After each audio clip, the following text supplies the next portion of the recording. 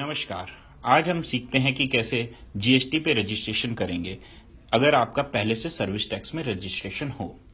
तो पहले आप अपने वेब ब्राउजर में जाकर के www.aces.gov.in टाइप करें। वहां पर टाइप करने के बाद आप सर्विस टैक्स के टैब में क्लिक करें। सर्विस टैक्स के टैब में क्लिक करने के बाद लॉगिन कर जाएं अपने सर्विस टैक्स की आईडी पे। वहां पर आपको दो ऑप्शन दिखेंगे, ईमेल आईडी और मोबाइल नंबर अपडेट करने का, और दूसरा option provisional ID for GSTN पे क्लिक करने का। तो आप सेकंड ऑप्शन पर क्लिक करें। जैसे ही आप सेकंड ऑप्शन पर क्लिक करेंगे आपको provisional ID for GST and provisional password दिखाई देगा। उसके बाद आपको एक नया टैब खोलना है जिसमें आपको gst.gov.in टाइप करना है। उसमें आप टाइप करने के बाद न्यू यूजर लॉगिन पर क्लिक करिए। न्यू यूजर लॉगिन पर क्लिक करते ही आपको एक नया स्क्रीन दिखाई देगा जहां पर आई एग्री वाले टर्म्स एंड कंडीशन पर क्लिक करके कंटिन्यू का बटन दबाना है। कंटिन्यू का बटन दबाते ही आपके पास एक नई स्क्रीन आएगी जहां पर आपको लिस्ट ऑफ डॉक्यूमेंट्स दिखाई देंगे। इन लिस्ट ऑफ डॉक्यूमेंट्स में एक कंटिन्यू आपको ये रखना है। पहली चीज याद रखिए कि ये सारे डॉक्यूमेंट्स आपके पास रेडी होने चाहिए। उसके बाद आप ये कंटिन्यू का बटन दबाइए जहां पर आपको ये प्रोविजनल आईडी और पासवर्ड मांगेगा। ये प्रोविजनल आईडी पासवर्ड वही है जो आपने अभी सर्विस टैक्स वाली स्क्रीन पर देखी थी। यहाँ पर सर्विस टैक्स वाली स्क्रीन से आईडी और पासवर्ड टाइप करके आपको नेक्स्ट स्टेप पे जाना है। नेक्स्ट स्टेप पे जाते ही आपके पास चार ऑप्शन होंगे जहां पर provisional ID, OTP, new credential और सिक्योरिटी क्वेश्चंस के चीजें फिल करनी है। सबसे पहले हम email ID and phone number लिखते हैं। जैसे ही ये आप करेंगे तो ये आपके सेकंड स्टेप पे आएगा जहां पर पे आपको ओटीपी वेरिफिकेशन करना है। ओटीपी वेरिफिकेशन करने के बाद आप यहाँ पे नया नाम और नया पासवर्ड डाल सकते हैं। नया नाम याद रखिए ये यूनिक होना चाहिए। नेक्स्ट स्टेप आपका जो फोर्थ एंड लास्ट स्टेप है वहां पर आपसे वो सिक्योरिटी क्वेश्चन पूछेगा। इन सिक्योरिटी क्वेश्चन के ऑप्शंस को आप फिल करिए और उसके बाद सबमिट का बटन दबाइए। उसके बाद आपको नया यूजर नेम और नया पासवर्ड टाइप करना है और पासवर्ड टाइप करने के बाद लॉगिन का बटन क्लिक करेंगे तो वो आपको डैशबोर्ड ऑफ जीएसटी पर ले जाएगा। यहाँ पर आप बिजनेस की डिटेल डालिए जैसे कि name of business, constitution of business, और एक महत्वपूर्ण आपको सिलेक्शन करना है जो कि है commissionerate of service tax, division code and range code.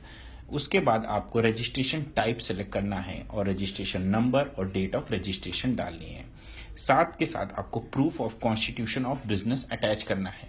याद रखिए ये फाइल पीडीएफ या जेपीजी फॉर्मेट में ही होनी चाहिए और इसका साइज 1 MB से ज्यादा नहीं होना चाहिए। उसके बाद आप ऐड का बटन क्लिक करिए और ऐड का बटन क्लिक करते ही वो आपको दूसरे टैब में ले जाएगा जहां पर आपको प्रमोटर की डिटेल्स डालनी है। यहाँ पर डायरेक्टर्स या पार्टनर्स का name, father's name, mobile number, date of birth, PAN number, email address जैसी नॉर्मल जानकारी डालनी है।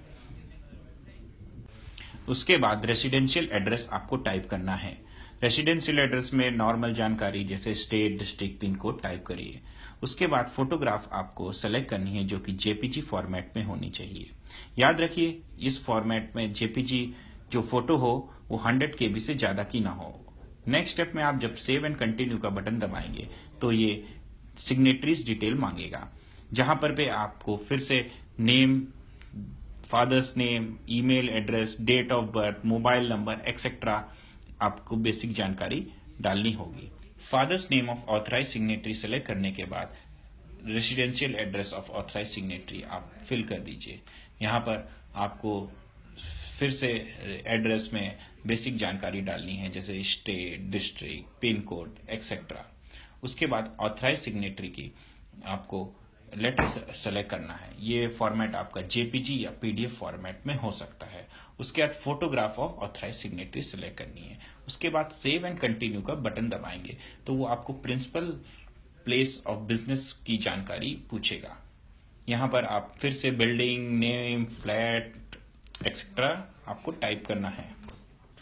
फिर कॉन्टैक्ट इन्फॉर्मेशन आपको डालनी है जहां पर email address, phone number, mobile number वगैरह डालना है। उसके बाद नेचर ऑफ प्रीमाइसेस सेलेक्ट करना है। नेचर ऑफ प्रीमाइसेस सेलेक्ट करने के बाद उसका प्रूफ ऑफ प्रीमाइसेस डालना है। याद रखिए ये भी जेपीजी या पीडीएफ फॉर्मेट में होना चाहिए, जिसका साइज 500 KB से ज्यादा नहीं होना चाहिए। इसके बाद नेचर ऑफ बिजनेस एक्टिविटी आपको चूज करनी है। ये कोई भी हो सकती है, bounded warehouse, leasing business, office etcetera. इसके बाद आपको नेक्स्ट स्टेप में एक बटन दिखाई देगा जहां पर आपके पास additional place of business choose करने का ऑप्शन होगा। अगर आप यहां पे यस करते हैं तो आपको एक एडिशनल बिजनेस की एड्रेस वगैरह डालना है।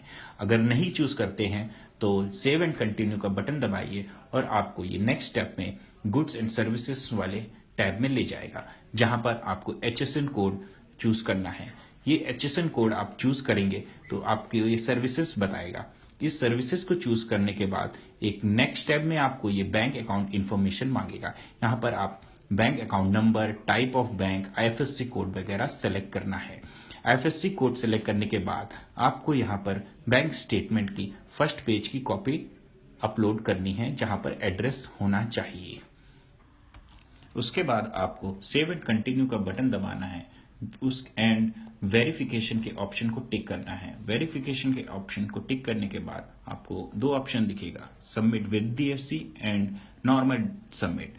जैसे ही आप इसको टिक करेंगे और DSC वगैरह आप इसमें ऑथराइज कर देंगे, आपको एक वेरिफिकेशन की स्क्रीन दिखाई देगी और उसके बाद आपका GST रजिस्ट्रेशन कंप्लीट हो जाता है।